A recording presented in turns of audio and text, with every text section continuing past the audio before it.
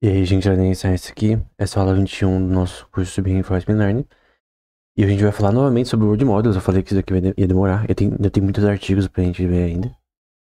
E hoje a gente vai falar de um paper do Oleg Shevchenko, do Alexei Shpilman, ambos da JetBrains Research.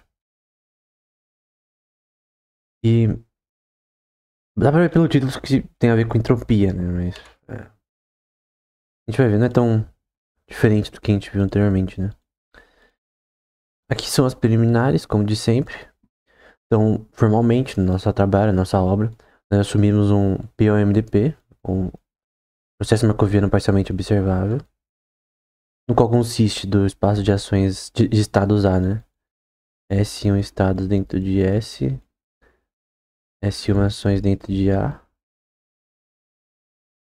observáveis dentro de o conjunto global de observáveis, função de transição T, dos estados para ações, vão te dar os estados futuros, e a função de recompensas, que é as recompensas dos estados, dado ações, dado estados futuros, que no fim vão ser representados por números reais, como a gente já viu em milhares de vezes aqui. A adição que eles têm aqui é uma função de observação. Então, uma função de observação das observáveis, né? Ela vai ter um mapa dos estados para observáveis. E a terminação de um episódio chama D. Vai ser um mapa de S até 0, de 0 até 1. É o término do episódio. Vai fazer sentido numa parte do paper aí. E todas essas funções são estocásticas, né? Elas têm componentes randômicos. O objetivo é achar uma policy P de um mapeamento das observáveis para as ações. Então, do que está acontecendo no ambiente do agente, que ações eu devo realizar, que maximiza o valor esperado descontado das recompensas, né? Então, a tabela aqui lá, as recompensas das ações que realmente fazem o sistema performar melhor, seja qual função que ele quer performar. Ter é tempo, condicionado a policy. Então você tem em T vezes que você roda esse algoritmo, a função gama taxa de desconto, ionésimo também, e as recompensas, né? Você tem penalidades e recompensas positivas, obviamente. E a função de transição, só para colocar aqui, consiste de observáveis, estados, ações. Aqui é o que aconteceu. Agora, estados futuros, né? Ou seja, o que está acontecendo no seu sistema, né? No seu jogo, no seu agente de robótica. E observáveis futuras. Então, com base no que aconteceu, tu vai calcular o que provavelmente vai acontecer com base no que o seu sistema tá termina agora, né? Então, sei lá, é um sistema robótico que vamos supor, luta boxe, né? Então, com base na experiência de luta boxe com outros robôs, ele vai tentar entender desse novo oponente, que é totalmente num ambiente novo e com movimentos novos, o que ele deve fazer, né? E por fim, tu tem as recompensas. E o D, que é conjunto de episódios, de término de episódios. Isso daí. Teta, como a gente viu, é uma relação temporal. Gama vai de 0 até 1. O resto a gente já viu também. Aqui é a função de valor deles. De S, dos estados. Então você tem o valor esperado. Uma aproximação das ações, que vai ser uma apólice. E uma função das observáveis. De S. E aqui a apólice é relacionada às ações, que vai pegar como input as próprias observáveis. O S' vai ser uma função de transição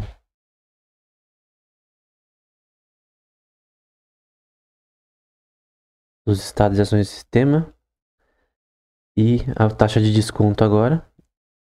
Isso aqui é a parte da... Isso aqui no fim é uma aproximação das ações e dos estados futuros. Da função, com base na função de transição. E aqui é a taxa de desconto. É a mesma coisa que as outras equações de função de valor. O menos D que deu onde o episódio termina. Gama taxa de desconto. E aqui é a pólice com base em S'. O que está acontecendo no seu ambiente. Basicamente é isso. Basicamente é isso. A tabela aqui agora, a gente vai ter... Que é a policy, né? A tabela aqui é outra coisa. Estados e ações do sistema. Valor esperado dos estados futuros. Com base na função de transição, né? No displacement do personagem ao longo dos frames por segundo. E é a mesma coisa. Você tem a função de erro, a taxa de desconto, do valor esperado das ações futuras. E da própria tabela futuras que você vai calculando dos estados posteriores, né? Então, como a gente já viu isso daí várias vezes, eu não vou explicar de novo. Então aqui é a arquitetura do Dreamer, né? Que você tem alguém viu anteriormente. Basicamente aqui tu tem as observáveis e o encoder que coloca seus observáveis na função de probabilidade do espaço latente, né? I, no caso é denotado por Z, e da rede das camadas escondidas. Condicionadas à rede das camadas escondidas e observáveis. A gente já viu também isso aqui no paper. Então aqui a gente tem as variáveis latentes. Lembra que a variável latente, ela representa, no fim, o input. Nesse caso do Dreamer, e no caso dos papers anteriores, eles colocaram como ST mais um. Que confunde tudo, né? Porque tu confunde o ST mais um com estados. Só que em outros papers que a gente viu, o ST mais um vira um estado latente. Aí confunde tudo. Então por isso eu vou colocar X aqui. Eu acho que essa notação é menos confundível. X não é usado aqui, normalmente. Só que normalmente X é usado para representar o espaço característico φ. Então eu acho mais útil, né? E aqui você tem as variáveis escondidas em si. As camadas escondidas. São os neurônios artificiais que vão mudando conforme o tempo. Só que no caso de outro paper que a gente viu, esse H, ele era uma variável latente, né? Então no contexto desse paper, talvez essa seja a visão que eles têm também. De ser uma variável latente. Então ele é parte da representação do desenho mais um, né? Então, no fim você tem uma rede que vai ter uma coleção de ações e uma função de probabilidade desse estado latente para melhorar no fim sua representação dessas ações futuras, recompensas observáveis futuras e no fim você quer gerar posteriormente, né? Que é um estado latente melhor, um φ melhor e também a representação desses estados também latentes melhor.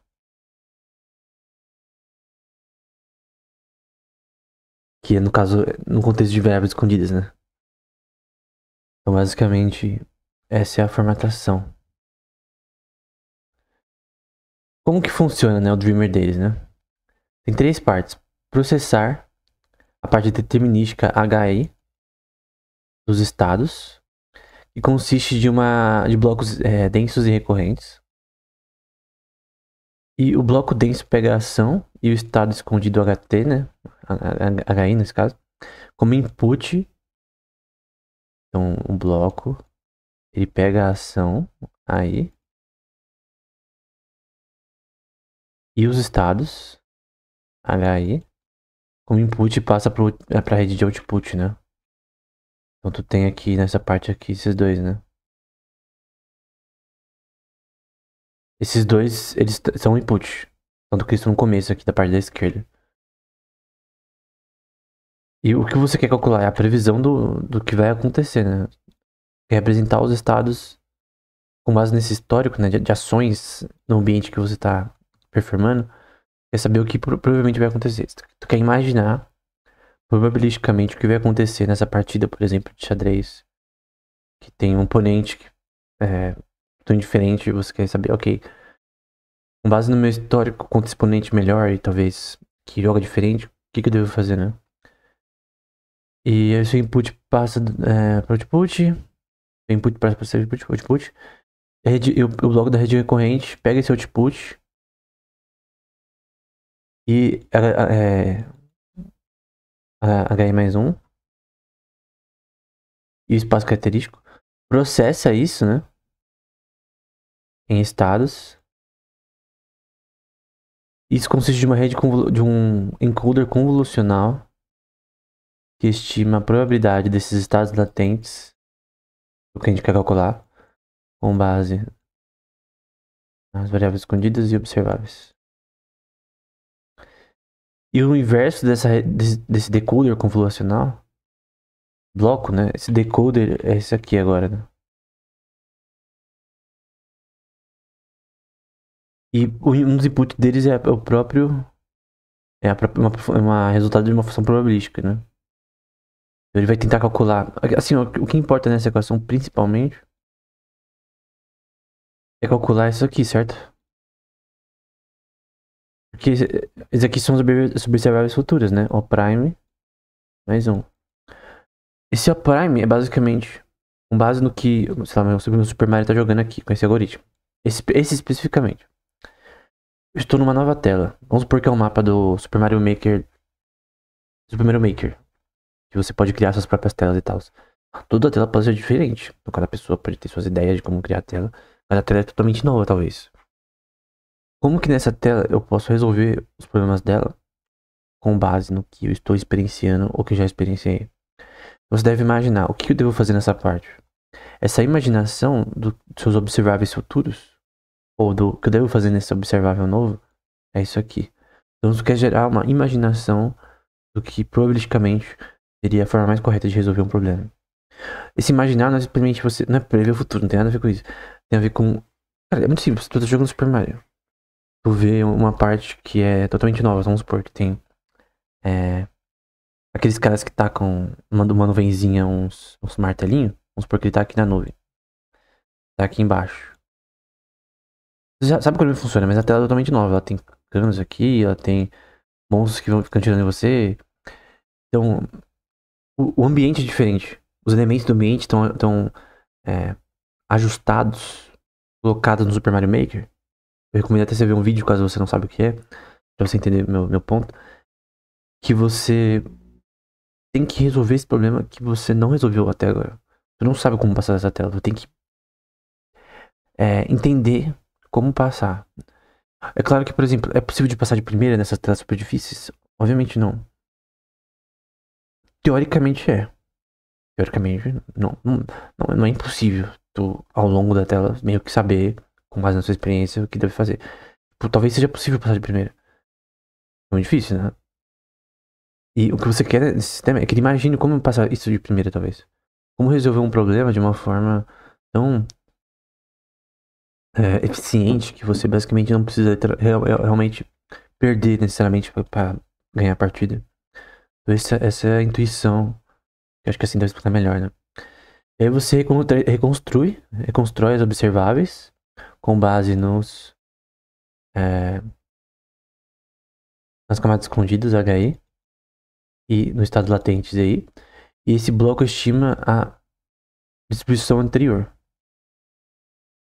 No caso, só tem a probabilidade dos estados latentes dado HI. Em que HI é a representação desses estados latentes. E o terceiro, o bloco, é a última parte, né? O bloco tenta predizer a recompensa ganha de atingir. Agora vamos para outra cor. O estado latente I, SI.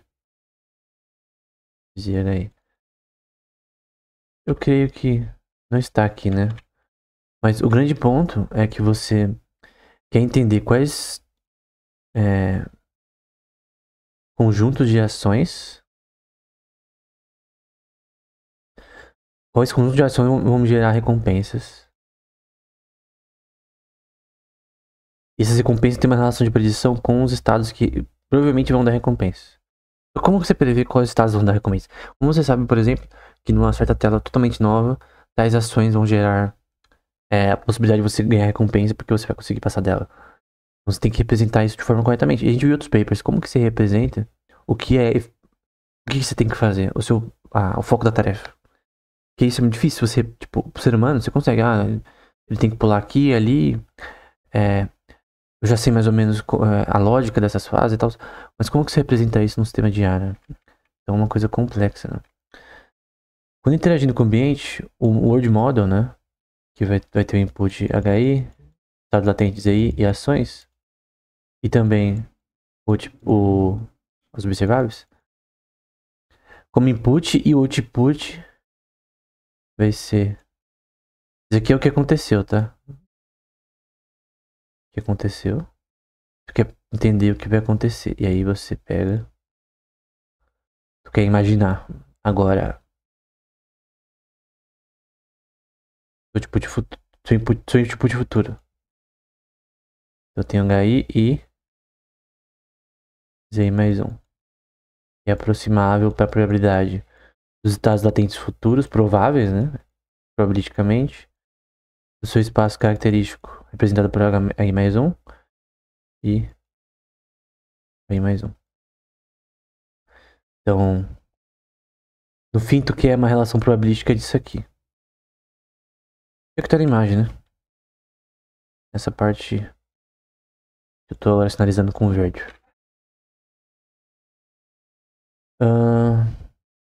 Enquanto gerando essa experiência sintética, então é realmente uma experiência sintética, é uma função de probabilidade de gerar experiências que você não...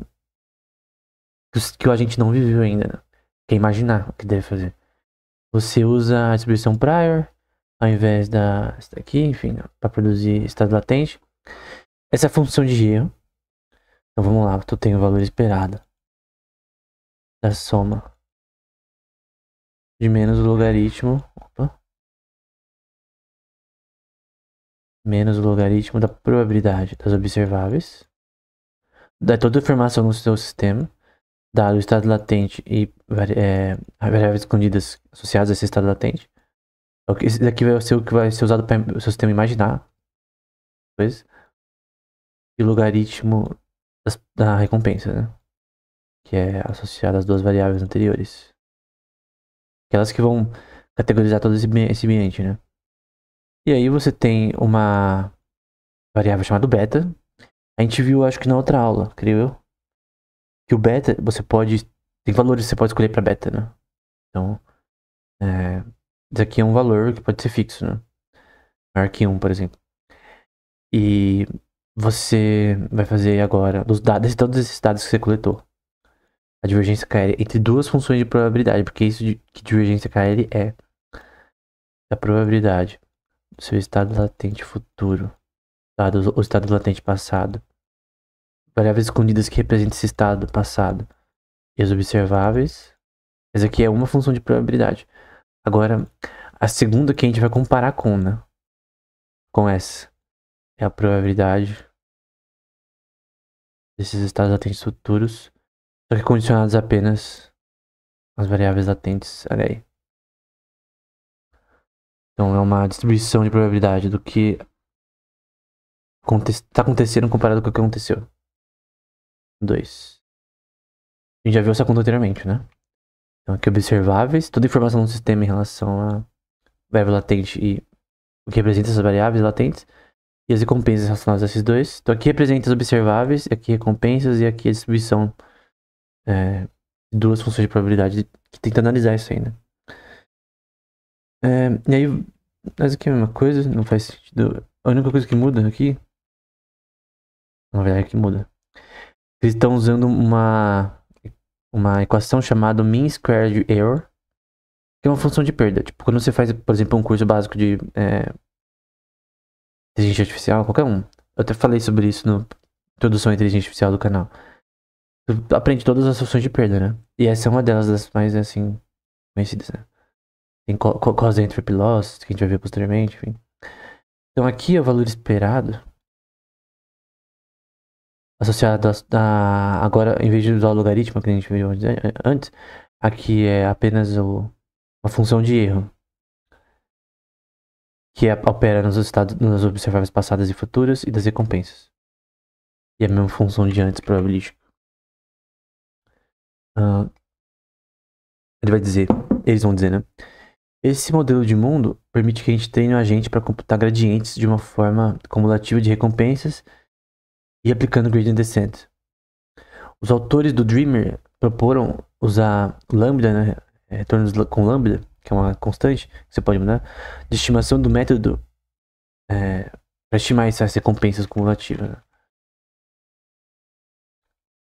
Eles vão continuar, né? Esse método foi inicialmente proposto com uma coisa chamada PPO, que é Proximal Policy Optimization, é um algoritmo, e trabalha com o foco que vê com o chapeuzinho em cima, né, que você vê as funções de valores calculadas ao longo do tempo, vê vezes, né, n vezes, estima o valor da função da policy, aí você vai ter aquela função que a gente já viu várias vezes em outras aulas, é uma função de taxa de desconto, chamada GT,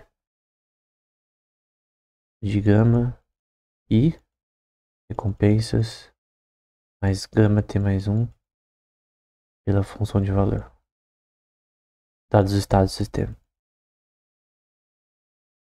Então aqui é a função de recompensa, só que aqui na verdade é tradicional.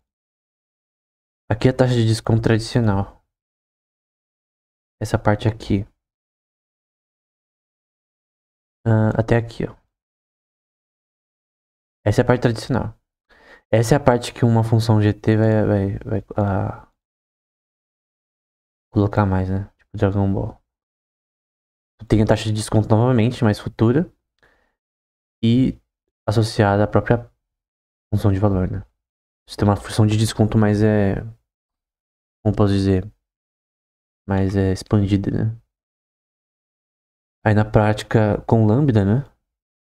Opa, essa função na versão mais light.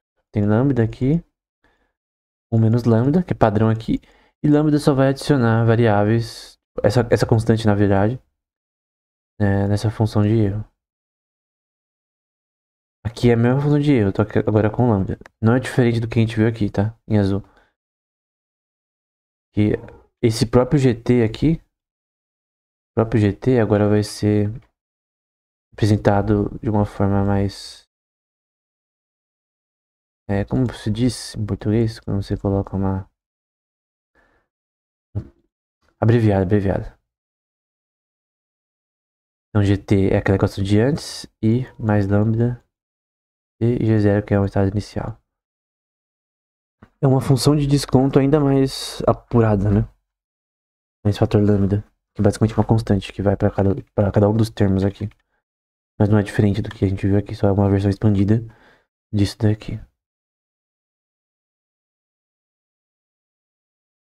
E aí eles expandem isso para representar isso daqui sem abreviar as coisas. Então vai ser G e lambda. A lambda do tempo t que você está rodando esse algoritmo, taxa de desconto ao longo do tempo t, função de valor dos estados do sistema ao longo do tempo t, estados que nesse algoritmo aqui específico vão ser representados no fim por zt mais 1 e h t mais 1. E você vai ter isso mais a soma t menos 1 vezes que você roda esse algoritmo é igual a 0 de gama t, que é a taxa de desconto, nossa constante lambda t. Agora a gente vai calcular novamente a taxa de desconto, só que com lambda. Recompensa, taxa de desconto, isso 1 menos lambda, que é a mesma coisa que a gente sempre vê.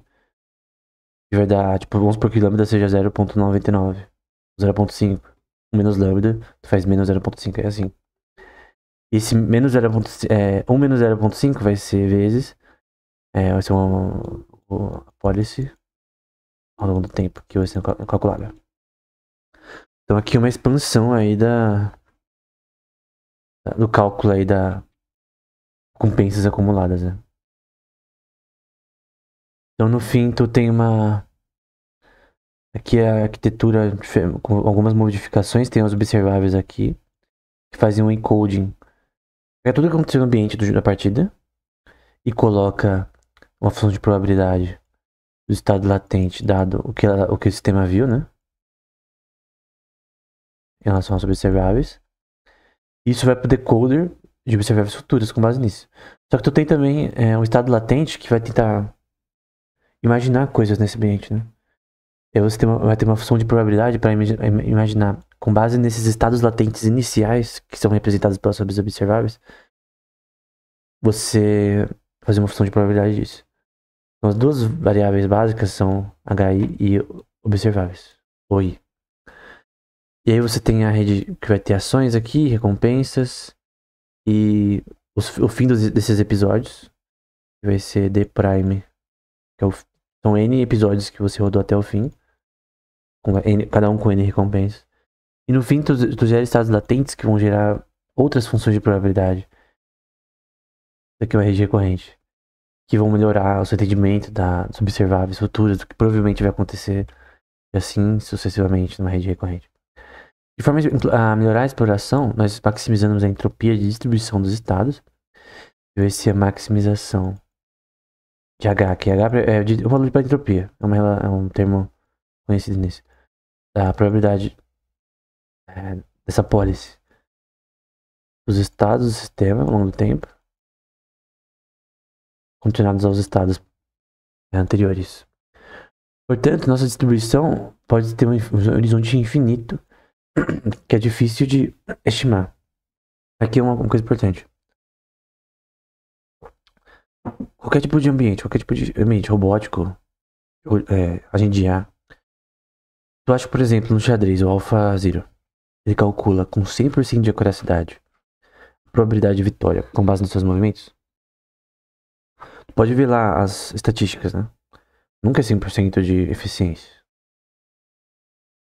Uma partida extensa e de qualidade de alto nível, né? Por que que um sistema de IA nunca consegue chegar no máximo? Porque se a gente for para as aulas anteriores, a gente está num ambiente de Banach Space. Teoricamente, existe a máxima desse sistema vetorial, normativo. Existe a maximização disso daqui, da norma desse sistema. Existe max da norma do sistema.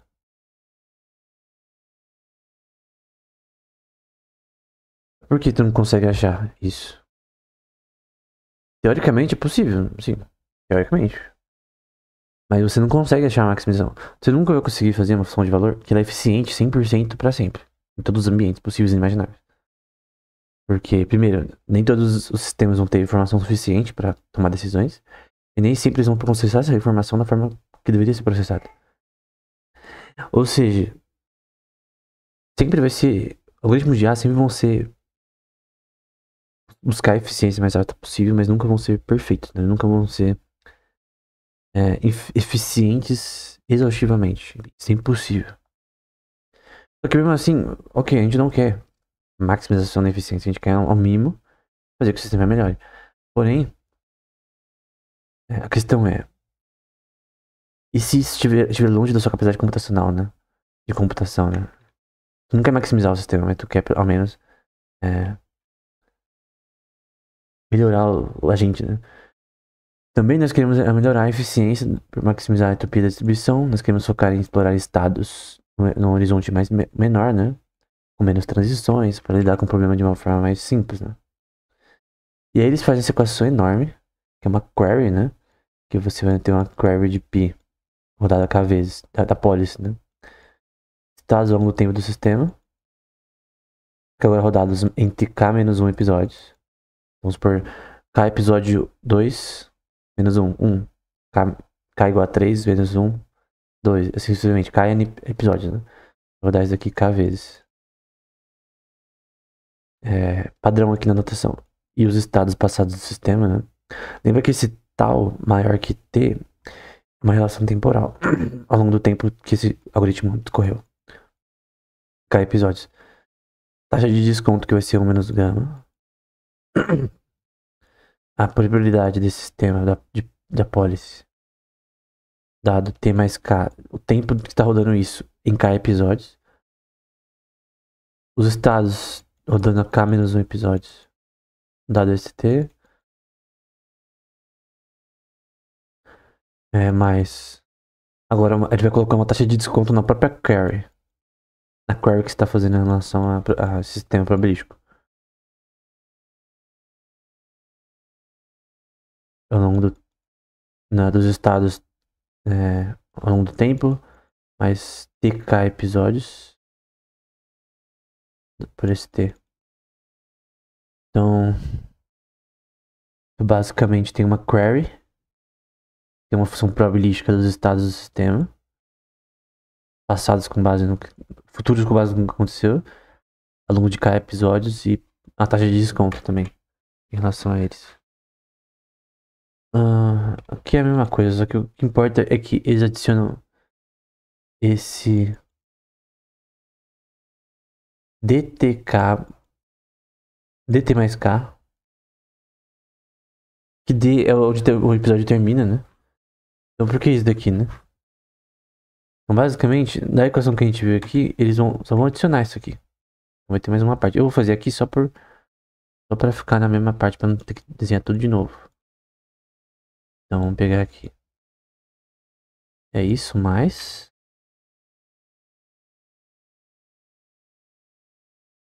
É quase isso, mas mas muda. Não vou fazer ele não, porque muda.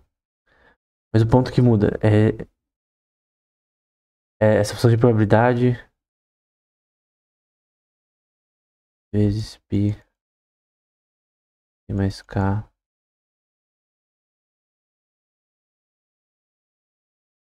E que isso daqui é o término desse episódio, né? Então é a probabilidade de que o episódio irá terminar depois de cometer a ação t mais k menos 1. Do tempo gerado, tempo que você está rodando seu algoritmo em k episódios. A probabilidade que o episódio vai terminar antes de você fazer a ação que você quer realizar, né? O episódio de aprendizado. Então essa é a probabilidade que adiciona nessa parte. Embaixo nós iríamos omitir as terminações de probabilidade por simplicidade, mas as formas podem ser estendidas dessa forma. Então você tem aqui a forma final, né? A maximização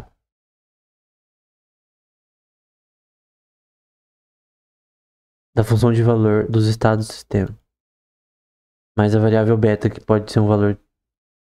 Pode ser escolhido em vários contextos diferentes, mas no geral é um valor maior que um ponto alguma coisa, enfim, coisa do tipo.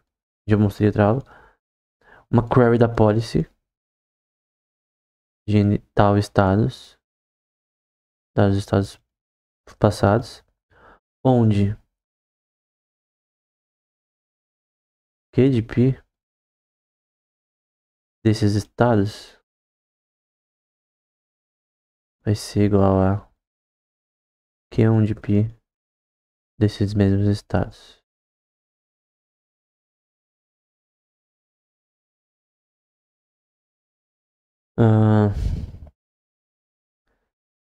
Que é que basicamente uma relação que você vai calcular isso daqui N vezes, né?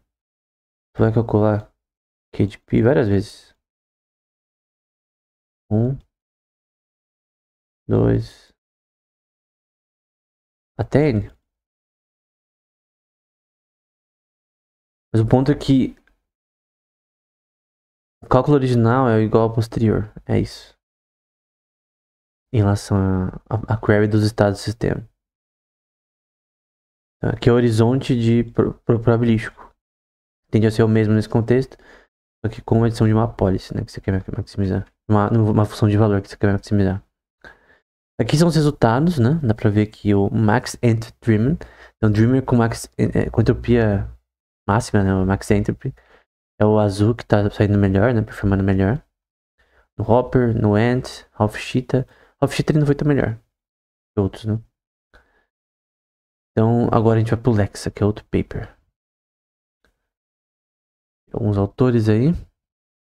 Então, o sistema deles, eles vão ter aqui um buffer de replay, que a gente já viu anteriormente como funciona. Word Model, um explorador, e uma coisa que eles chamam de achiever. E um objetivo randômico, né? Então, um objetivo randômico. E um ambiente sem recompensas, né? Então, sem recompensas. E você usa aqui, usando Zero Shot Learning, uma imagem de objetivo para o personagem e aquele que vai realizar no ambiente. Então, Lex aprende no modelo de mundo sem supervisão, sem nenhum tipo de dado que pode ajudar ela a resolver seus problemas. E um dado que foi colocado pelo programador. Então, tipo, o Super Mario tem que vencer a partida, ou ele tem que derrotar tais inimigos de tal forma, e etc. O explorador acha novas imagens e o Achiever aprende como buscar elas de forma eficiente.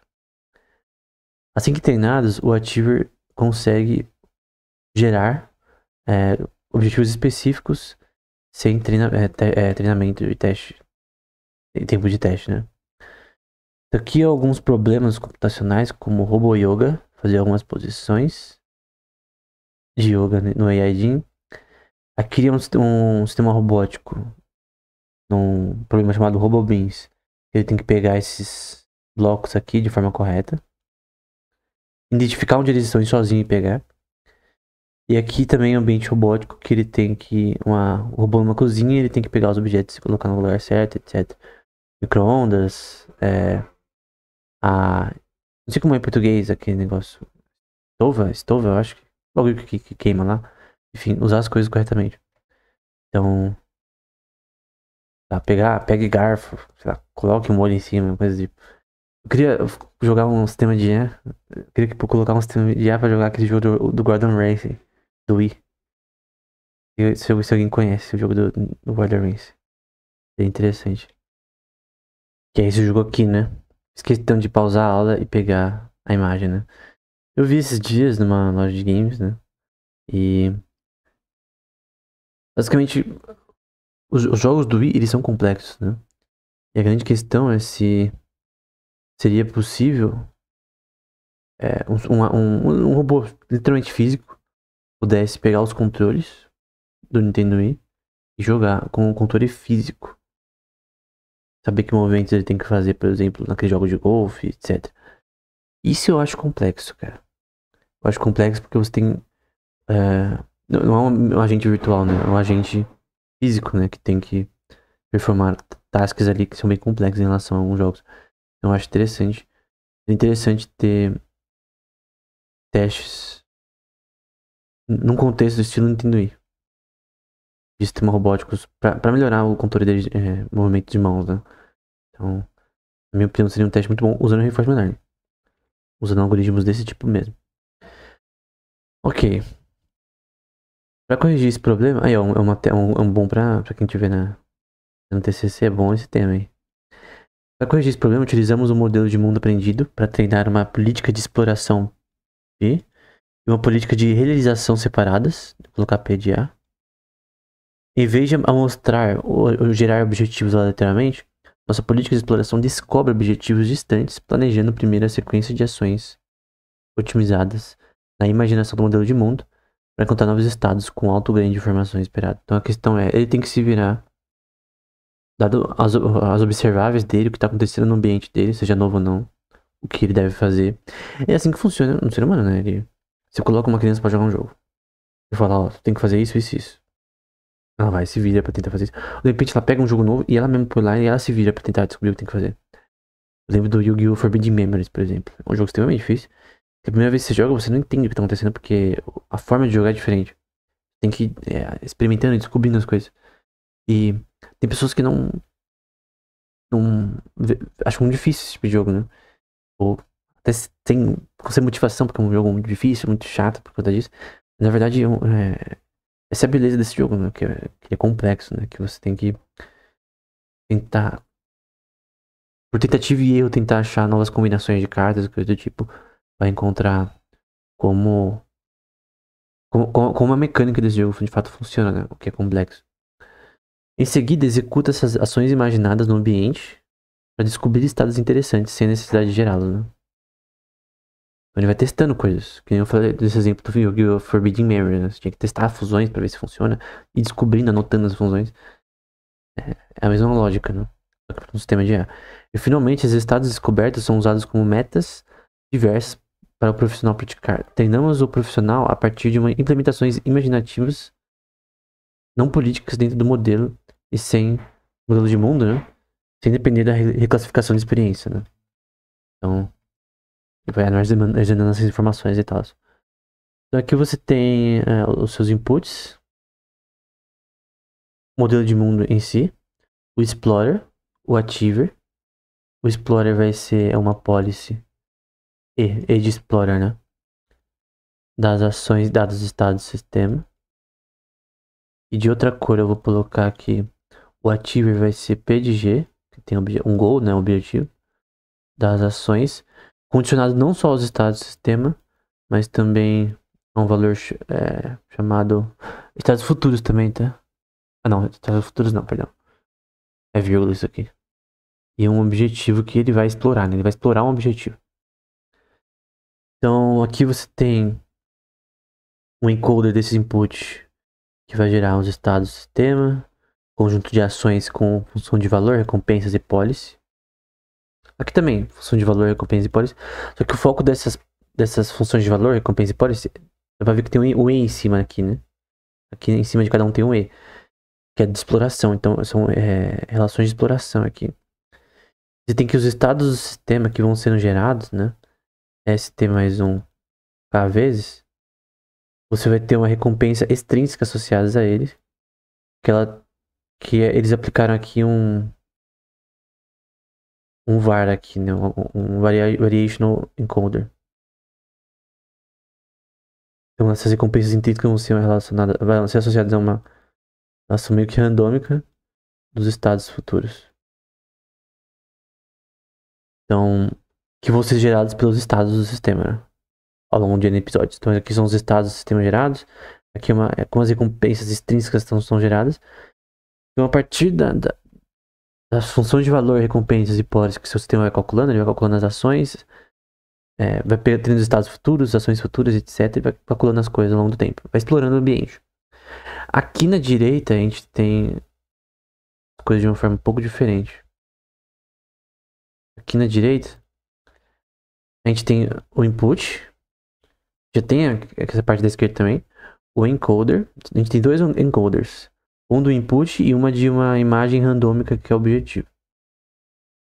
A intuição é, por exemplo, tu tá jogando um jogo novo. Tu não sabe qual é o objetivo daquela tela. Tua história, por exemplo, do Play 1. Tu não sabe qual é o objetivo daquela tela. Você vai testando, cara. Você vai explorando e vendo qual você acha que é o objetivo e vai por tentativa e erro tentando achar as coisas. É randômico? Na sua cabeça talvez seja. Eu não acredito em nada randômico, mas de certa forma tem uma racionalidade na sua escolha. Mesmo que seja randômica, né? Mesmo tipo, você tem 3 caminhos pra ir. Tu não sabe nada dos 3 caminhos. Qual você vai? Ah, você vai porque você pensa. Mas normalmente tem uma frequência do que as pessoas tendem a escolher. Num jogo tem uma frequência de um labirinto que começa com 3 caminhos diferentes. Tem aquele que as pessoas tendem a escolher com mais frequência. Mesmo que eles sejam iguais. Essa frequência pode ser um padrão comportamento natural. Aí vai pra psicologia. Você tem o término desses episódios aqui. Recompensas associadas ao objetivo. Vai ser menos R. G. De um conjunto de vetores. Vou ter que pôr isso aqui, né? Ele colocou um conjunto de 2 vetores aqui. Linha e coluna, né? Uma matriz. S linha e E, J coluna. E é a sua parte de exploração.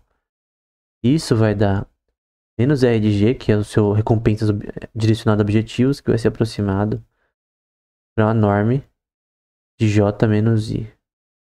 Com seus estados menos a exploração. Basicamente essa é a lógica, né? O input disso são os próprios estados que vão vindo aqui da esquerda.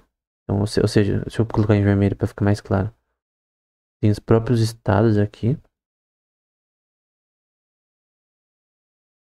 E aqui você tem os objetivos. E esses colocam a informação, essa parte roxa, para a determinação das recompensas.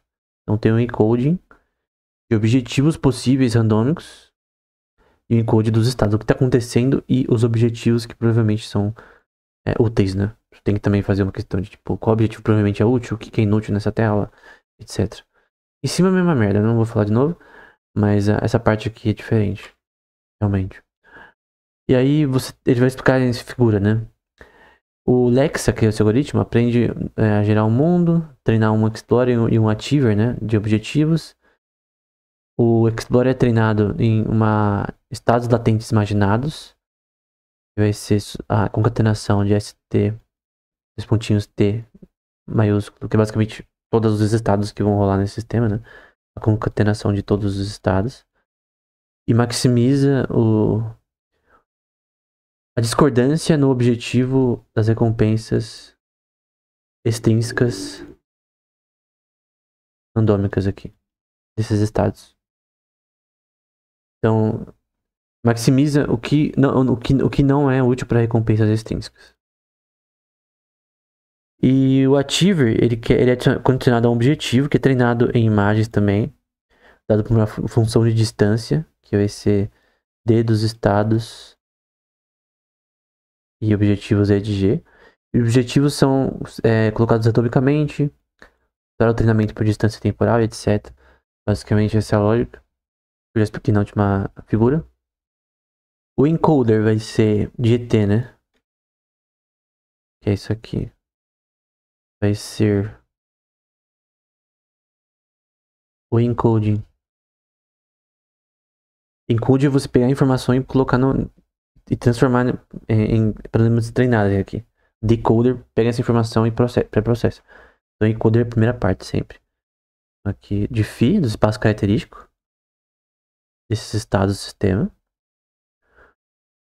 A dinâmica de transição aqui é dada por a probabilidade de phi desses estados característicos dos estados dos sistemas atuais condicionados aos passados.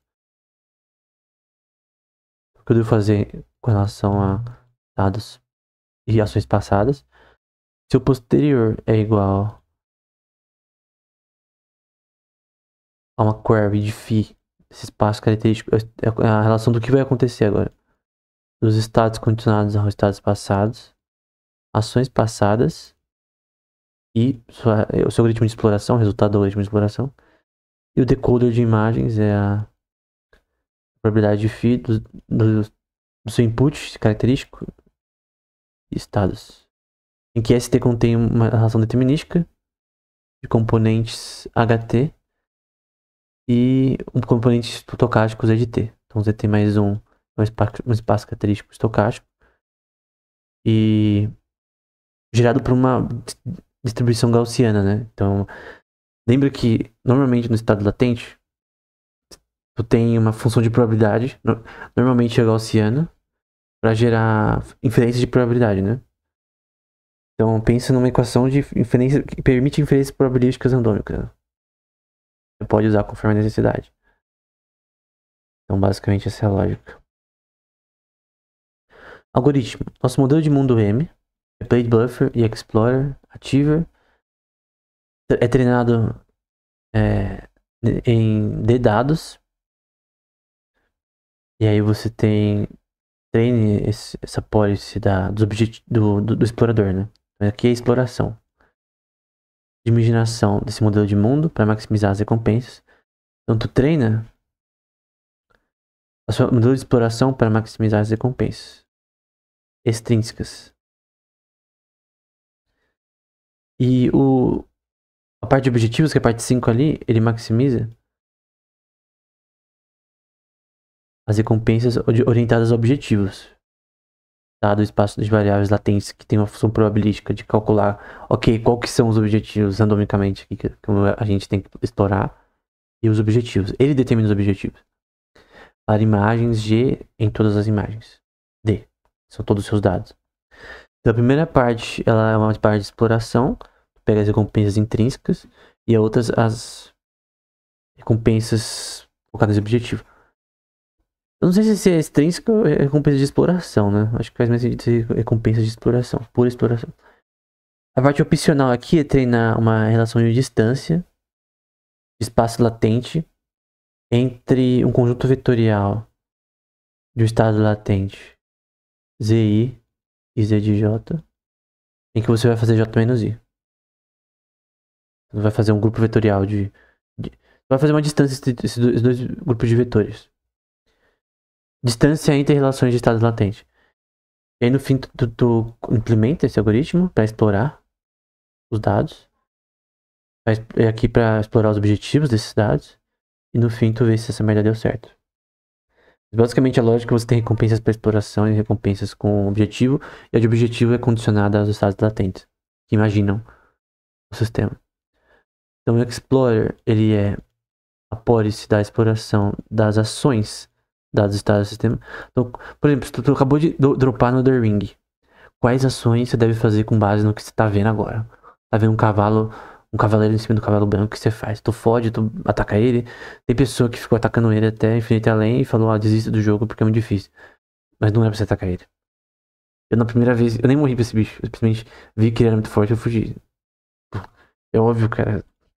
Não, não tem que pensar muito pra isso. Mas tem pessoas que, tipo, sei lá, é presa no looping. Parece que bugou. E o valor de exploração vai ser esse new de ST, tá? Sistema. Aqui é você juntasse esses parâmetros do modelo que é chamado de ensemble. Que basicamente vai ser uma função dos estados do sistema. Teta vezes que você roda esse algoritmo K vezes. Que vai ser igual ao ZT mais 1 do futuro. Então vai ser o seu espaço característico de imagens latentes, né? De imaginação futuras, né? Então é assim que você junta elas. Por fim, tu vai ter as recompensas orientadas à exploração. Associadas aos seus estados do sistema, que vai ser igual em relação à função de normalização sobre N pelo algoritmo variacional que é randômico de K.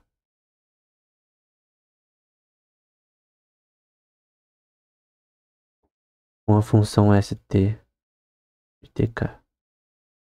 TK sendo uma parte de um parâmetro, né, de aprendizado. Então as recompensas têm uma relação variacional condicionada às estados. O explorador ele maximiza a soma de futuras recompensas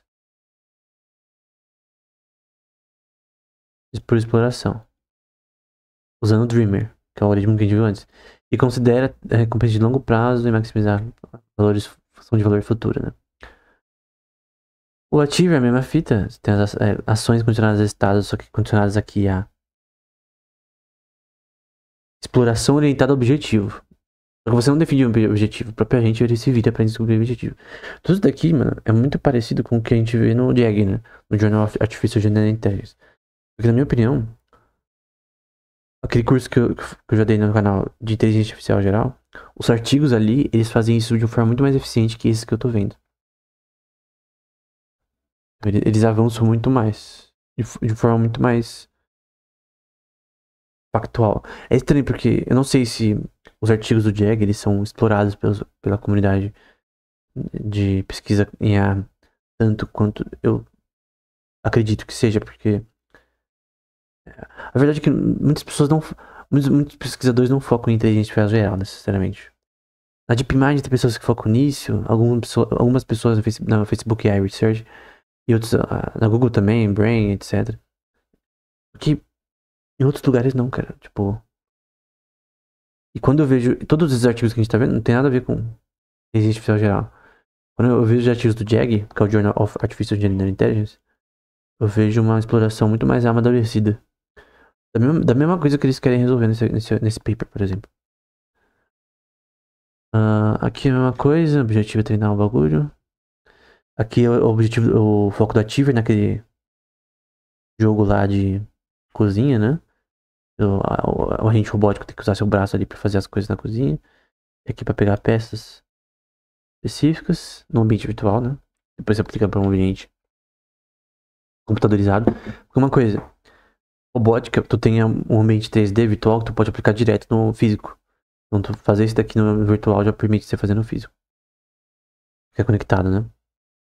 Eles também usam o Sign Distance, distância por cossenos, que a gente já viu anteriormente sendo usados. Então, para usar a distância por cossenos na Alexa, para um estado latente ST e um objetivo EDG, nós usamos a inferência de redes latentes, que é Q, né? As queries. Queries são inferências probabilísticas. Esses Q que a gente vê toda hora são inferências probabilísticas. Para inferir, fazer queries, meus estados orientados a objetivos, né? Então, tu quer fazer uma query, tu quer entender, ok, quais são os estados que realmente podem ser usados para objetivos. Aí você vai ter isso calculado pela soma de S bar desses estados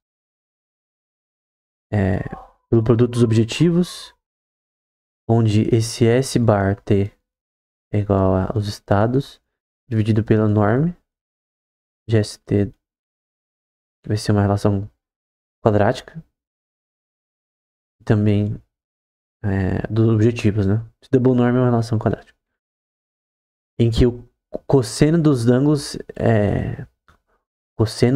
entre os dois vetores ST de G em um espaço dimensional latente, né? Então tu vai saber a distância entre inferências nesse contexto, né? Esse é o ponto, né? Essa soma aqui, ela representa a distância entre parâmetros dos estados e os que são associados a objetivos, né? Então, são esse tipo de inferência, né?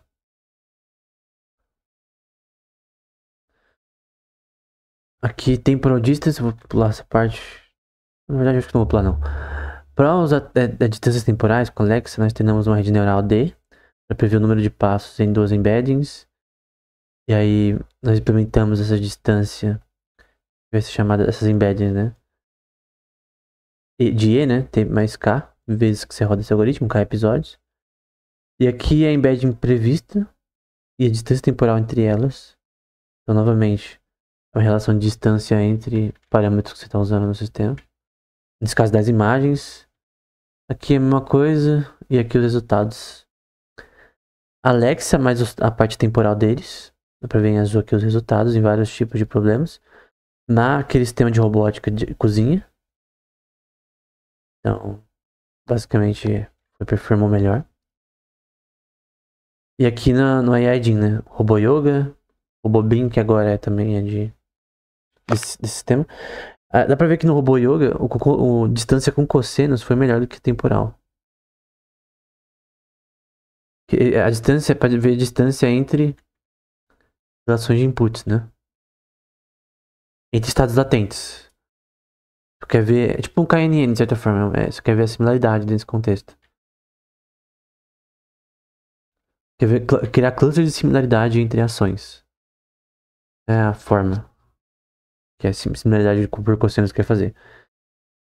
Dá pra ver que foi melhor no RoboWalker, um método. E o outro foi melhor no RoboBeam, que é num ambiente de você pegar objetos ali, e não de cozinha também. No robô que tem que pegar coisas, equipamento de cozinha e colocar na parte certa, enfim. Então é interessante que na parte robótica a distância temporal foi melhor e a similaridade por cossenos foi melhor na parte virtual. Mais virtual, entre aspas, né? Que é um agente e tal. É interessante. Então aqui o resultado na prática, né? Dá pra ver os melhores resultados aqui de cada um. Então dá pra ver que a distância por cossenos ela foi melhor no ambiente de um agente no ambiente virtual. E esse daqui no ambiente de robótica. Então, temporal foi melhor de robótica, distância por cossenos. É interessante, alguns métodos eles são melhores em diferentes contextos, por algum motivo. E isso tem a ver com os problemas em si. Aqui são os resultados novamente, aqui dá pra ver um exemplo do robô tendo que pegar o objeto e tal, segurar e tal. E aqui dá pra ver que a temporal foi melhor do que outros métodos anteriores. Aqui novamente, pegar uma bola num copo, kart pô. Dá pra ver que desse daqui o distância por cossenos foi melhor. Dá pra ver que aqui é um ambiente mais robótico. Aqui, físico, né? E aqui é um ambiente mais de agente virtual da vida. Então essa é esse paper. Esse Transdreamer, ele usa Transformers, né? A gente vai ver na próxima aula um pouco mais do uso de Transformers. Não tem a ver com Transformers Optimus Prime não, tá? Transformers tem a ver com modelo de linguagem. É um tema que nasceu em modelo de linguagem, modelo de atenção. Só que é usado em vários contextos. Eu já fiz aula sobre isso no Inteligência Artificial, introdução, né? Então, como a gente vê na figura 1, a gente usa um RSSM para representar o estado latente ST por uma concatenação de estados estocásticos ET, que é o estado latente, para determinar um estado determinístico HT. Então, estado do sistema, variável latente e estados determinísticos da rede neural escondida. Que são atualizados, né, esses ET, da probabilidade desses estados dado HT, que são os estados determinísticos, as suas variáveis escondidas. E HT, ele é igual a uma função que contém HT-1, histórico do seu sistema, estados latentes e ações, respectivamente. Então, o modelo de representação de queries, né, de inferências probabilísticas nesse sistema, que vai ser vai ser das variáveis latentes que você vai calcular probabilisticamente, que o seu estado latente próximo vai ser, com base nos passados, no seu input, que infere de forma estocástica os estados dados uma observação XT. Então, dado o conjunto de observações no seu ambiente, então, por exemplo, aqui é o ambiente, aqui é XT. A informação que você tem aqui. Então, tem um braço aqui, eu tenho background, foreground, o chão, etc. Esse é o seu ambiente, esses são input. Então, é condicionado a isso. Quando uma nova observação é provida para o sistema, o estado atual é atualizado pelo modelo de representação. Quando algo novo acontece. Então, por exemplo, quando você encontra um novo inimigo no Red Dead Redemption, novo tipo de puma, sei lá, leão que vai te atacar, somente é atualizado, né? Se bem que não tem leão na Estados Unidos, né? PQP. Está um tigre. E o modelo de observação vai ser dos seus inputs dados os estados. Lembrando que X é o conteúdo de informação dentro desse sistema. E recompensas, como sempre, recompensas condicionadas aos estados. E aí, essa estrutura usando RSSM, que é o algoritmo que a gente viu anteriormente. Input, estados latentes aqui. Conjunto de ações que vão gerar um espaço latente de variáveis escondidas. Então esse H está aqui, né? O H que a gente viu aqui. Então você tem input, informação nesse sistema, espaço latente, H, que vai gerar seu estado latente futuro, ZT mais 1. E no fim, recompensas futuras. E também o seu input futuro, né? Que provavelmente vai acontecer no seu input futuro ou observáveis. Eu poderia pôr observáveis aqui também. Eu queria que vocês colocam N. Então, novamente, para ficar mais claro, né? Vermelho agora, vivo. Input, espaço latente, ZT mais 1. As ações que vão gerar estados variáveis escondidas HT que vão representar esse espaço latente. O algoritmo de perda para melhorar esses estados latentes e o cálculo de recompensas e input futuro. Aqui eles adicionam uma coisa, um transformer. Vai transformar esse input conforme a necessidade para gerar uma eficiência aí maior nesse sistema. Então, depois de atualizar o modelo de mundo entre N iterações, o Dreamer tem uma policy P de phi no seu estado característico. E nada mais é do que ZT mais 1. E você tem de ações condicionadas aos estados. E a policy de aprendizado é feita sem interações com o ambiente em si. Ela usa trajetórias imaginadas obtidas por simular o modelo de aprendizado. Então ela imagina as coisas. Imagina o que vai acontecer, probabilisticamente. Especificamente, para cada estado ST, nós obtemos um sample de replay para generar uma futura trajetória de tamanho H, usando o RSSM, que é o algoritmo que a gente já viu anteriormente. Basicamente, é um modelo de imaginação de trajetórias que deve percorrer no ambiente. Então, para cada estado e trajetória, nós temos as recompensas da probabilidade das recompensas dadas de certos estados, valores que são por new psi, a gente já viu essa equação anteriormente, dos estados. Isso permite nós computarmos a função de valor aqui. Padrão, né?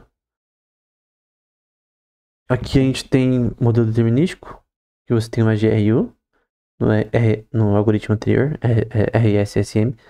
No deles, eles têm os transformers, né? Então você tem o input da variável latente.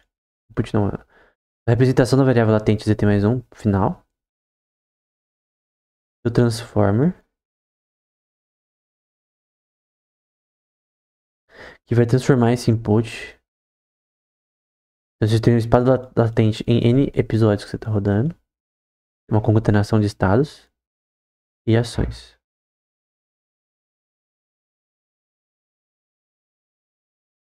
Então veja que o transformer, ele pega os estados latentes e ações direto em HT. Tem essa parte aqui, né? Necessariamente. Tanto que dá pra ver na imagem, se a gente for ver a imagem com detalhes, que eles estão tentando representar aqui. Que nessa imagem aqui você tem as ações agindo direto no NH, né? Aqui não, ela age no transformer em si, né? E depois vai ser processada pro H. Então tem um delay aí de transformação de input aí. Ok, e aí você vai ter a query, ao invés de ser a query da aproximação dos estados latentes, de uma query dos estados latentes por H e X, você não usa mais H. Então você não está usando mais H como base aqui nesse cálculo. Você vai usar só essa aproximação do estado latente, da imaginação do seu ambiente. Vai ser uma inferência probabilística. Que o estado latente, sempre lembra disso, estado latente são inferências probabilísticas. Do estado latente dado o input. Então ele só usa o input. Ele só usa isso aqui. Tem também a combinação de para estado latente e ações inferíveis em estado latente. Então, nesse estado latente que eu tô imaginando, o que eu devo fazer na parte do Mario Maker. Esquece as ações por enquanto. O que eu devo fazer? Agora, ok. Eu imaginei mais ou menos o que. Agora eu vou aplicar isso, né? E você vai aplicar isso. E ver o que dá certo e o que não dá certo. Só que aí você tem que transformar esse input pra tentar contextualmente entender que de fato vai funcionar ou não, né? Então, isso daqui é a parte de uma query de imaginação desses estados latentes dado só o input. Em HT. Esse é o modelo de representação deles, né? E o resto segue o mesmo, né? Então, tem a representação de estados latentes futuros, input, recompensas futuras, tudo condicionado a HT e ZT. Como você vê aqui na próxima parte. Então, depois que passa pelo Transformers, aqui ó, tudo é igual.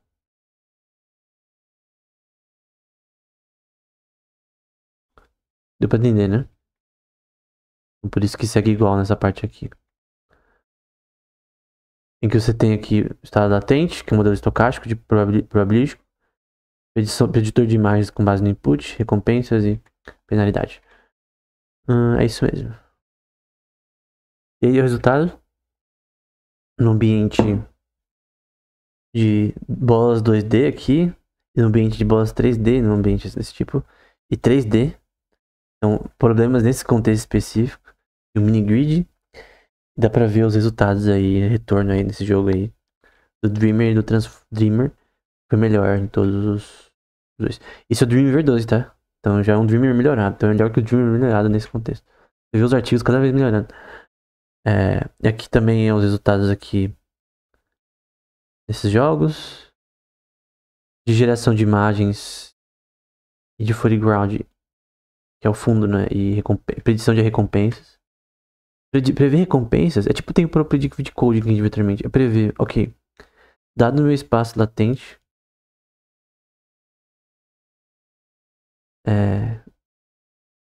o que vai me dar recompensas? No final. Maiores. Maximizar mais recompensas. E recompensa sempre está associada a ações, né? Quais ações que vão gerar recompensas melhores? Então eu tenho que prever isso. O que provavelmente vai me dar recompensa. Tu faz isso também no seu cérebro. Por exemplo, tu joga um jogo novo. Tu prevê. Tu nunca jogou aquele jogo, mas tu prevê que, tipo. Se eu atirar naquele barril que provavelmente explode, que é vermelho e tá escrito TNT, eu vou conseguir matar mais monstros mais rápido. Então vai me dar mais recompensas porque eu vou conseguir mais. vencer a partida mais rápido. Embora no cérebro, como eu já disse, recompensas dopaminérgicas, no geral, não são tão úteis para aprendizado. O aprendizado humano, até animal, não funciona com recompensas dopaminérgicas. Noam Chomsky desprovou essa teoria com o Review of Verbal Behavior. É um paper dele que eu já mostrei no curso de inteligência artificial na introdução. Então, nós funcionamos de forma diferente. A nossa tomada de decisões. Porém, na representação que a gente tá vendo aqui, você tem essa relação que pode ser feita. Predição de recompensas com uma certa veracidade. Na verdade, é uma predição de recompensas não do ponto de vista humano de aprendizado, mas do ponto de vista mecânico de aprendizado, talvez, né? Não sei como dizer. Novamente, resultados e trajetórias, né? De trajetórias imaginadas aqui pelo Dreamer, do que você deve percorrer. Que a bolinha tem que percorrer e tal. Dreamer aqui do Trans Dreamer. Foi superior. No ambiente do Yaidin também, no boxing, dá pra ver que ele foi melhor. No Freeway ele foi igual, que é aquele jogo de carrinho. Tem uns carrinhos que você tem que desviar um do outro. No Pong ele foi mais ou menos igual no final. Dá pra ver que ele conseguiu ficar no mesmo nível. Só no Cheater Run que ele ficou melhor, né? Então... ele foi melhor naquele problema das bolinhas, né? Ok, próximo artigo. Agora a gente vai pro Denoise. Markov Decision Processes. Que é um paper também que vai bem um pouco mais para até explicar as formas de forma diferente, né? Então vamos para esse próximo. Então basicamente ele faz aquela mesma questão que a gente viu no outro paper, né? Do S+, S-. O que é útil para dar recompensas relevantes e irrelevantes para o seu sistema? Em ambientes não controláveis, como aqui, sol e avião, tu pode controlar um avião, sol, não. E controláveis, como você abrir uma janela ou um pássaro que voa, né? E o objetivo desse paper é fazer o que é chamado denoise, né? Você pegar só informações que são controláveis, que o seu agente pode performar nelas, e que são relevantes para dar recompensas. Então, uma forma de você tentar fazer com que o seu agente foque no que é relevante e no que dá recompensas. O que é controlável? Então, num jogo, por exemplo, como Dark Watch. Tem coisas que não são controláveis. Então, tem tipos de coisas que você não tem como mover ou atirar em si, ou podem fazer esse modelo superior. Então, não são úteis para recompensas, né? Então você tem que ter um contexto do que o seu agente pode fazer e do que o seu agente realmente é útil dele fazer, né? O que pode ser feito que é útil. Então eles dão um exemplo assim esdrúxulo, né? Imagina acordar e desejar desfrutar a luz do sol. Ao abrir uma cortina, um pássaro que descansava por perto assusta e você se depara com um lindo dia ensolarado. Ao longe, o avião jato cruza o céu lentamente. Tu não pode controlar o sol, não pode controlar o avião, mas tu pode fechar as cortinas e não ver o pássaro. Ou você pode abrir a janela e deixar o sol entrar. Enfim. Coisas controláveis e úteis ou não, né? Então tem coisas que são controláveis e relevantes para recompensas, como influenciadas por ações e o que afeta você, né? Não é caso a luz do sol vindo até você. Controláveis, só que inúteis para recompensas, como o pássaro, que não... Por exemplo, o seu objetivo é o quê? É que o sol não entre entre ou não na sua casa. Só que o pássaro... o pássaro afeta o sol? Não. Então ele é inútil em relação ao sol chegar na sua casa ou não. Então, ele é relevante para essa coisa que você quer resolver. Pra deixar o sol entrar na sua casa não. Não controláveis, mas relevantes recompensas, como o tempo, né? Independente das suas ações, elas afetam a luz do sol. Incontroláveis e relevantes, como o avião, que não vai afetar tanto a luz do sol e você não pode controlar. Não pode simplesmente, por um passo de mágica, controlar o avião e ele não controla a luz do sol. Então essa é a ideia, né? A questão é o que é controlável e relevante para recompensa. No geral, nós consideramos um processo markoviano que vai ser mais ou menos igual por definição a estados, ações, recompensas, função de transição e função probabilística desses estados iniciais, onde S é o estado de estados, é o conjunto de estados, A de ações R é um mapeamento dos estados, dado uma diferença de recompensas de 0 até R max.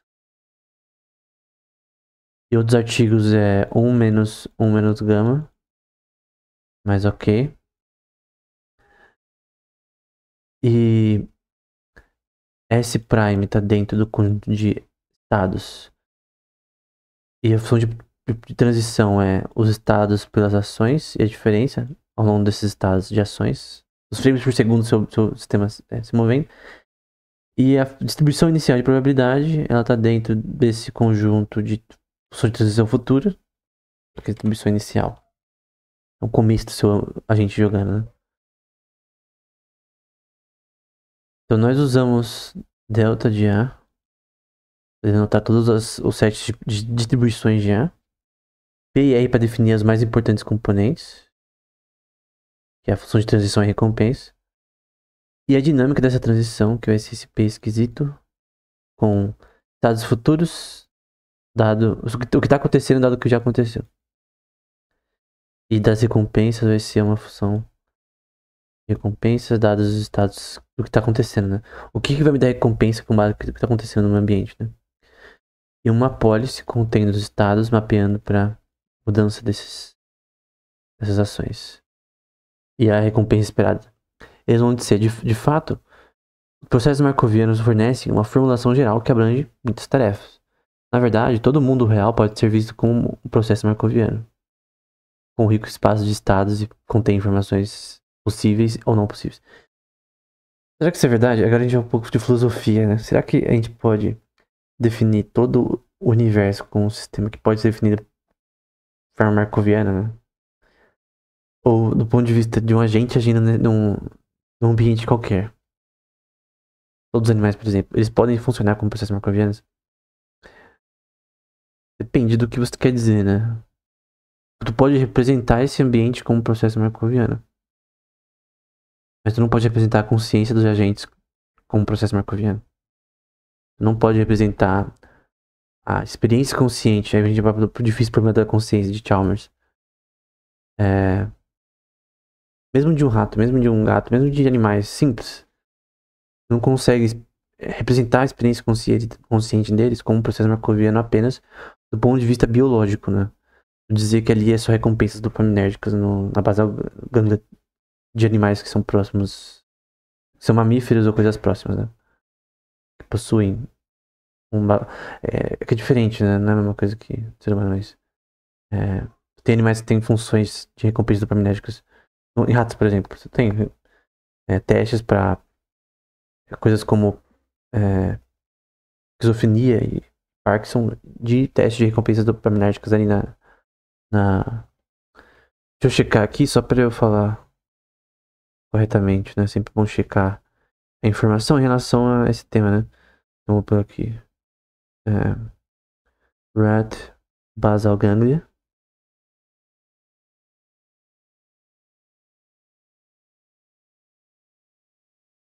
Realmente, você tem uma basal ganglia, só que tem áreas que são totalmente diferentes do ponto de vista estrutural. Nos mamíferos você tem, por exemplo, córtex temporal, tálamos, córtex límbico, enfim, e etc. Porque se eu colocar aqui em mamíferos, né? Mammals, basal ganglia. Basal ganglia. Seria um artigo, né? Só sobre a basal ganglia de mamíferos, né? Então, realmente, nos hemisférios dos mamíferos, no geral, tu tem a basal ganglia e tu tem o núcleo subetalâmico e a substância nigra, que são associadas a deficiências dopaminérgicas nessas áreas, são associadas a como fala, Parkinson e Alzheimer, coisa do tipo. Então você tem essa região basal ganglia muito focada em seleção de ações, que ela é definida como processo marcoviano. Ela pode ser definida como processo marcoviano, porque ela não modula o aprendizado humano. Ela não modula o comportamento humano totalmente. Ela pode ser parcialmente importante para aprendizado, mas não muito. Então esse é um ponto importante. Tu pode definir a basal ganglia como tendo uma perspectiva de processos marcovianos ou parcialmente observáveis também. Porém, não necessariamente ela é tão importante para o aprendizado quanto alguém pode pensar. Ela é importante para movimentos voluntários, para tomada de decisões. E por isso, talvez, tomada de decisões que é tão importante nesses agentes de estão bem resolvidas com ela, mas não necessariamente a consciência pode ser gerada através só disso, né? Por isso que eu creio que não é gerada através só do reinforcement learning. Tanto pode representar o ambiente, talvez, de forma marcoviana, mas não a consciência dos agentes. Caracterizamos diferentes tipos de informação nessas observações, considerando duas noções. Intuitiva de sinais, que são ruidosas e relevantes, que são informação incontrolável, informação irrelevante para recompensa. Então, entender o que o agente controla, que é possível que ele controle, e o que ele não e o que é relevante para ele, ou irrelevante. Esses fatores podem frequentemente ser ignorados sem afetar o controle ótimo de distratores de ruído, né? Que é, por exemplo, tu tem um background na imagem, tu quer deletar ele porque porque você não quer que seu agente foque no background. A gente viu que tu põe um agente no ambiente sem background, ele roda normal. Agora você põe um background e atrapalha o sistema de IA, que ele começa a ficar a tentar, ele não consegue distinguir o que é agente, o que é background, foreground, etc. Então esse é o contexto do paper, ele quer achar informação relevante à recompensa. Para entender seus papéis em processos marcovianos, estudamos diferentes formulações da dinâmica de transição. E também das funções de recompensa. E mostramos como diferentes estruturas levam naturalmente decomposições que podem nos ajudar a identificar o que pode distrair o agente. A remoção desses elementos que distraem, como background, foreground, etc., pode, portanto, transformar um MDP ruidoso original em um MDP limpo e sem ruído. Ou seja, tu vai subtrair tudo que é inútil, vai só ter o que é útil para o agente. Aí ele faz uma alusão ao sistema de transição aqui é controlável, não controlável, útil para recompensas, não útil para recompensas. E é uma count table associada a isso. Que você tem estados futuros e ações e recompensas associadas a estados futuros. Então, com base no que está acontecendo no ambiente, o que me dá, quais ações eu tenho que executar para dar recompensa. Aqui é uma função de transição que fatora, fora dela, ambientes não controláveis. Informação que é útil e inútil. Então, aqui, por exemplo, tu tem um ambiente controlável e útil para recompensas. Aqui ele é controlável, mas não útil para recompensa. Aqui ele é controlável e útil para recompensas, e controlável, mas não útil para recompensa. Em que você tem esse Y de R vermelho e laranja que definem o que é ou não relevante nesse contexto, né? O que são relevantes para recompensa. Então esse YR com traço em cima e esse Y vermelho são nesse contexto importantes para você tentar entender essa relação. Você tem os estados aqui, a relevância, se é relevante para recompensas ou não. Você pega o que é irrelevante e ignora, e o que é relevante tu coloca no sistema de recompensa. Então essa é a ideia. As recompensas só vai ter recompensas relevantes. E aqui essa função de transição fatora o que é não controlável e o que é irrelevante para recompensa. Quer dizer, então isso aqui é irrelevante. Isso aqui não é controlável e irrelevante para recompensa. É não controlável, tem esse tracinho em cima. Não relevante a recompensa. E esses dois tem os dois, né? Ele tanto não é controlável.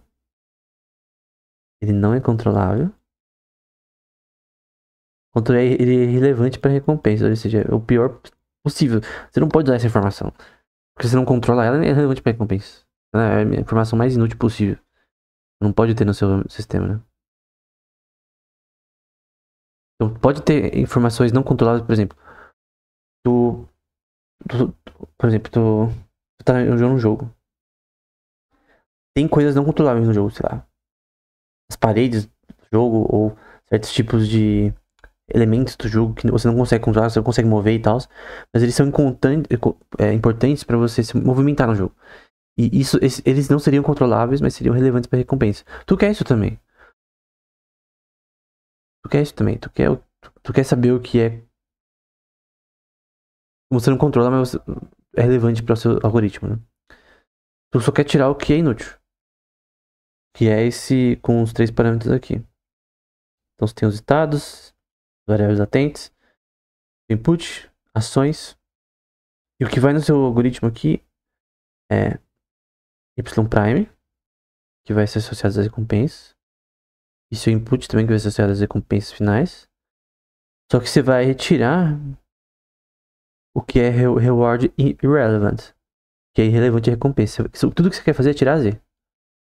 Quer que Z e Z', ou seja, estados latentes futuros que vão acontecer no sistema que são inúteis, você sempre configurar no novo ambiente, ok, essa coisa aqui nesse ambiente é inútil. Então, por exemplo, vamos supor que a mesa tá fincada no chão pro seu sistema robótico. Ele não pode mover a mesa. Vamos supor que se ele conseguisse mover a mesa, isso seria útil para recompensas, porque de repente ele poderia fazer uma certa task de forma melhor. Então, por exemplo, quando eu vou cortar cebola, ou qualquer tipo de coisa, salsicha, coisa do tipo. Às vezes eu corto com a tábua assim, às vezes eu corto com ela assim. Por quê? Dependendo do que você tá cortando, é mais fácil você cortar com ela em pé. Depende do que você tá cortando. Porque ela não fica caindo pro lado. A salsicha ou o que você tá cortando. Uma coisa simples, mas vamos supor que o sistema robótico tem uma coisa tipo assim. Ele tem que cortar coisas na cozinha. Vamos supor que o sistema seja um ambiente virtual ou não. Totalmente possível fazer um ambiente assim, como a gente já viu no outro artigo. E ele vê, ó, quando ela é deitada é ruim pra cortar tal tipo de alimento. Então eu vou cortar com ela em pé. A mesa não é controlável. Vamos supor que fosse controlável. Eu poderia, de repente, mover ela também pra, de repente, ficar numa posição melhor. Vamos supor que você não consegue mover ela. É uma pia, por exemplo, você não consegue mover ela. Ela é não controlável, mas é relevante para recompensa, porque é melhor você cortar numa pia, ou numa mesa fixa, do que no chão, por exemplo, vamos supor. Ou numa estrutura que é ruim de você cortar e tal, ou bem o bambo. Tanto que é algo que é fixo, né, que não é tão bambo. Então são coisas que são não controláveis, mas relevantes para recompensas, assim, teoricamente relevantes. O que é relevante para recompensa pode ser subjetivo. São beliefs, né? São inferências probabilísticas. Elas podem estar erradas ou não. Que a gente viu anteriormente. Probabilidade keynesiana, a gente tem essas beliefs, né? Que é inútil para economia, mas é útil para robótico. Elas podem ser úteis, sim, para... São crenças que podem ser úteis para nosso modelo. Então a crença é que tem coisas que não são controláveis e são relevantes à recompensa. Mas tem uma coisa. E se você acha que algo não é controlável, mas é no jogo? Pode acontecer. Eu lembro de o Zelda Ocarina of Time que eu só zerei uma vez. Zerei no computador com um controle USB, DualShock. Não era DualShock porque não tinha os analógico, né? Não, na verdade tinha analógico. E aí eu tava controlando a Dorf e não tava conseguindo passar de nenhuma forma. Cara, a minha ideia... Tava tão difícil. Eu não queria ver detonado. Eu queria tentar passar da melhor forma possível sozinho. Tava tão difícil que eu não imaginava como passar naquela tela. E aí, de uma forma randômica, cara. Eu peguei... Era um pote que você tinha que usar. E você tinha que girar o analógico pra usar ele, pra pegar o que o Ganondorf jogava. Uma bola amarela, sei lá, não lembro direito. E você girava o analógico que você jogava de volta pra ele. E pra descobrir isso, cara, demorou pra caramba. Eu não sei se demorou um dia, 2, mas demorou pra caramba pra descobrir. Era o final já, quase. Era o final Era o último chefão. Eu fiquei pensando agora, né? Primeiro, eu pensava que aquele objeto era inútil. A recompensa, entre aspas. Aquele frasquinho ali que eu tinha, pensava que não é uma espada nem nada. Inútil aquele frasco. É útil pra outras coisas, mas não pra tentar o boss final. Eu não tava conseguindo de nenhum jeito passar. Pensava que aquilo era inútil. E eu não sabia como usar ele. Ele era controlável pra isso e eu não sabia como usar ele. Pra mim, ele era controlável, mas não útil pra recompensa, que seria isso aqui. Mas ele, na verdade, era controlável e útil pra recompensa. Na verdade, se eu não tivesse descobrido que eu tinha que usar aquilo, eu nunca teria passado daquela tela, que é o final. E eu tinha que saber que tinha que girar o analógico também pra jogar de volta pra Ganondorf. Depois que eu descobri isso, eu passei de primeira. Ou segunda, não lembro. Então, o que é útil pra recompensa ou não, e que é controlável, às vezes você não tem informação disso. Isso é importante para o seu sistema também. Porque às vezes suas beliefs, né, suas crenças sobre o sistema, elas podem ser equivocadas. Isso pode gerar resultado inferior no seu algoritmo. Então você tem aqui a estrutura de transição, dinâmica, recompensas, a dinâmica do que do que é incontrolável, que é Y, e do que é inútil, incontrolável, não, do que é inútil para recompensa, Y é incontrolável, e aqui é inútil para recompensa, o R-. Então vamos com calma aqui. Tem primeiro a probabilidade inteira dos seus dados. São iguais por definição à probabilidade inteira dos seus dados passados, né? A informação do sistema. Tu tem a probabilidade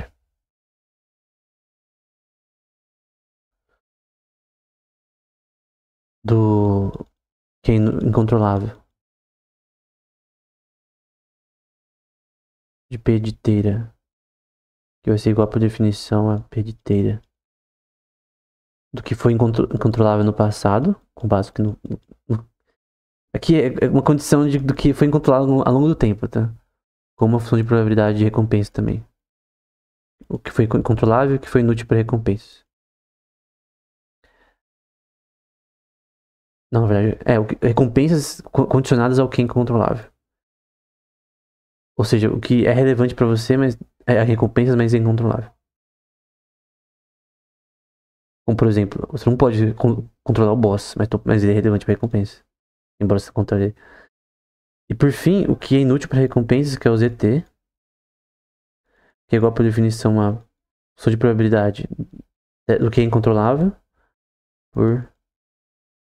pelos dados. Não.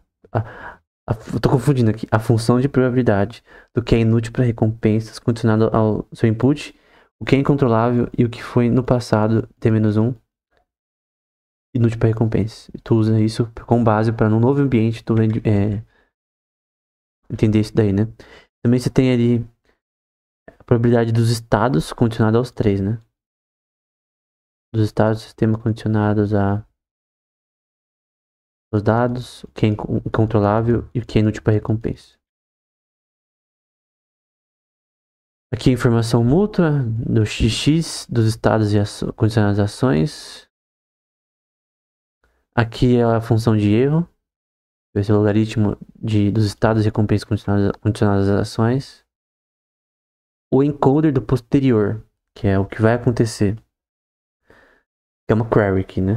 É uma query probabilística do seu input, do input passado, o que foi incontrolável no passado e o que foi inútil para recompensas no passado, com estados e ações também. Uma query de Y, aqui eu vou fazer igualzinho antes. Uma query do que é incontrolável agora, condicionado a seu input. Foi incontrolável no passado, né? O que é incontrolável agora nesse novo ambiente, em relação ao que foi controlado no passado, o que é inútil para recompensa, dados e ações. E por fim a última query, que agora é sobre o que é inútil para recompensas. O que é inútil para recompensas é condicionado pelo input, o que é incontrolável, estados e ações. Então são inferências probabilísticas, tá? Essa inferência é sobre o seu input, essa inferência é sobre o que é incontrolável, e essa inferência é o que é inútil para recompensas. Então lembra que são queries, inferências probabilísticas com características estocásticas randômicas. Por isso são variacionais. Então são inferências probabilísticas sobre input, que é incontrolável e que é inútil para recompensa. Não é difícil. Qual o produto disso? Esse Q de psi, que vai do input, que é incontrolável, inútil para recompensa, dados estados e ações do sistema. Com base no que aconteceu, o que aconteceu no seu jogo, no seu ambiente, tu calcula o input, que é incontrolável, o que é inútil para recompensa. Jogando Zelda, por exemplo, o que é inútil para recompensa, por exemplo. Aí você tem a equação enorme, que vai ser basicamente a função de erro, que vai ser a minimização de PC, que vai ser isso daqui, né? É a minimização disso daqui. Do valor esperado. Estados, ações e recompensas. Dado o valor esperado de x, y e z. X é o input, y o que é incontrolável e z é o que é inútil para recompensas. E você tem uma função de erro disso daí. Isso daqui vai ser menos o logaritmo. Não é logaritmo natural, é logaritmo da probabilidade inteira de estados recompensas dado meu input, o que é incontrolável, o que é inútil para recompensas e minhas ações. E isso daqui vai ser mais ao longo do tempo t a divergência KL de duas funções de probabilidade. Uma vai ser a minha query inferência probabilística sobre input condicionada à minha função de probabilidade do input. Isso daqui a gente viu várias vezes. Então, minha inferência sobre o que está acontecendo no ambiente, com base no que aconteceu, e minha relação de probabilidade, de entendimento disso. Então, a gente vai fazer a divergência entre essas duas funções de probabilidade, de inferência probabilística e a própria probabilidade. Aí a gente vai ter agora a soma de divergência KL ao longo do tempo t.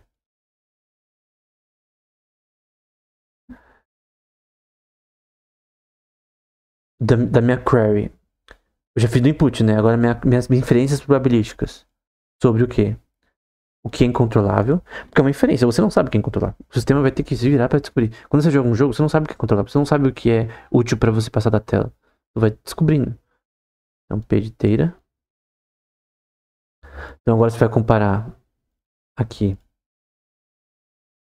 uma query sobre o que é incontrolável e comparando isso com a probabilidade do que é incontrolável.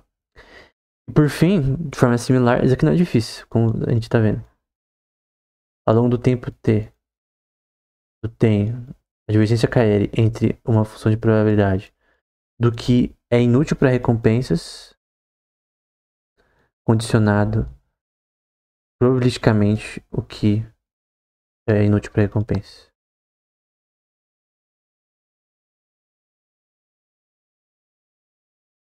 Que isso vai ser igual a uma função de erro da divergência KL, que é inútil para recompensa dado θ e φ, de psi.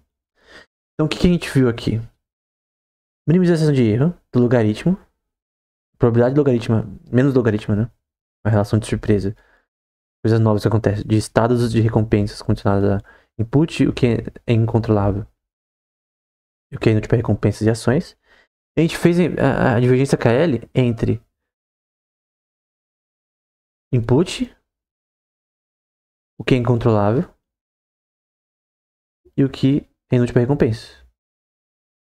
E o que é divergência KL é uma divergência entre duas funções de probabilidade, em que você quer comparar a query com a função de probabilidade. E assim calcular o erro. Para você minimizar o erro, você tem que achar o erro. E a divergência KL é uma comparação entre duas funções de probabilidade que tenta minimizar esse erro. Essa divergência entre a minha query e a minha função de probabilidade. Desses três estados. Por fim, o algoritmo vai ser o modelo de P de teira. Você calcula tudo isso daí. Encoder, policy, blá blá blá. Coleta a trajetória de Pi. Agindo nas inferências probabilísticas Q de Psi. Vamos ver se você vai usar na prática. Treina essas inferências probabilísticas de probabilidade e das queries. Então tu vai treinar tantas funções de probabilidade quanto as suas queries. Queries, funções de probabilidade aqui. E por fim, tu computa suas recompensas, etc. Enfim. Self-explanatory aqui. Então basicamente tem o resultado aqui do Dreamer, do TIA, que é outro algoritmo que a gente já viu, e o Denoise MDP. E é mais limpo na prática, né? Aqui do ponto de vista robótico, né? Conteúdo em televisões, câmera, então várias coisas que podem ser nós. Aqui tá em laranja o algoritmo deles comparado com o Dreamer e o Tia, outro algoritmo. Então dá pra ver que os resultados são relativamente melhores em passos de episódios e retorno. No chamado Robodesk, que é um robô pegando coisas numa mesa. E aqui também é performance de vários encoders para inferir posições de coisas na imagem também. Dá pra ver o resultado deles em questão de treino, né? Qual foi mais eficiente o deles. Tem laranjinha ali. Aqui é cada algoritmo comparado em diversos contextos. Então, por exemplo, sem ruído nenhum. Dá pra ver que o Dreamer foi bem pra caramba. Até pior que o Denoise MDP foi até pior. Só que o Denoise MDP, que é basicamente você lidar com backgrounds de vídeo. Então, por exemplo, tu tem uma imagem, tem árvores aqui, tu tem pessoas andando, tu tem a pista, tu tem um monte de coisa. Como a gente vê nessas imagens aqui, tu tem um monte de coisa. Nesse ambiente foi melhor o algoritmo. Então, com background de vídeo foi melhor, background mais ruído, sensorial e background pior, com câmera balançando. Vamos supor que o carro autônomo ele tá numa estrada que tá tremendo. E essa estrada tremida pode alterar seu funcionamento da sua câmera e dos seus sensores e tal, vamos supor. Entre aspas, não deve afetar, mas enfim. Com esse algoritmo vai lidar da mesma forma mesmo com isso. O learning deles. Comparando agora no Cheetah, né? No que é o sistema ali do AI Jin, de um bípede. Parece um animal, né? Dá pra ver aqui com noise, né? Com um background totalmente esquisito e aqui com a câmera balançando. E eles têm resultados bons mesmo com isso, né? Aqui é com background de vídeo. Então, tu tem essa imagem aqui que tá em vermelho. Agora tu tem com background de vídeo. Com background mais um monte de coisa atrapalhando. E ainda mais com tudo isso e a câmera balançando, né? Dá pra ver que o Denoise MDP ele lida muito bem com isso em relação ao TIA e outros algoritmos. Aqui com o Dreamer também, comparando, dá pra ver que o Dreamer ele fica bem mais... Não sei se dá pra ver aí na imagem de vocês, deixar maior a tela. Mas tá bem mais denso, né? Embaçado, né? Comparado de nós do MDP. Então você lidar com características do ambiente que podem alterar o sistema. É interessante o beta, né? Lembra o beta que a gente viu várias vezes nessas equações? De escolhas pro beta. Então, esses aqui são os treinamentos nesse sistema. Você vê que conforme eles mudam o beta, que é um regularizador, o algoritmo ele pode ser mais eficiente em certos contextos. Aí vai para aquela questão de ser não é? Na química, alquimia, né? Mas por que você mudar os parâmetros randomicamente melhora o algoritmo? Sei lá, cara. Aí vai pra Deep Learning Theory. A gente não vai entrar aqui. Mas o ponto é que você mudando beta você tem resultados diferentes. Aqui também, novamente, dá pra ver resultados diferentes. Aqui ele cita, por exemplo, no divide background, eles colocam beta como 0.125. No mais esse noise, ele coloca um 0.25, e dependendo do contexto do problema. Enfim. Basicamente é isso, né? Então a gente terminou a aula 21. Agora a gente vai pra aula 22, que é Word Models parte 6. Que vai ter um pouco mais de atalho também. Então era isso. Gostei muito de dar essas aulas. Pra mim, o Word Models está sendo talvez a série de reinforcement mais interessante e divertida de fazer. Então é isso.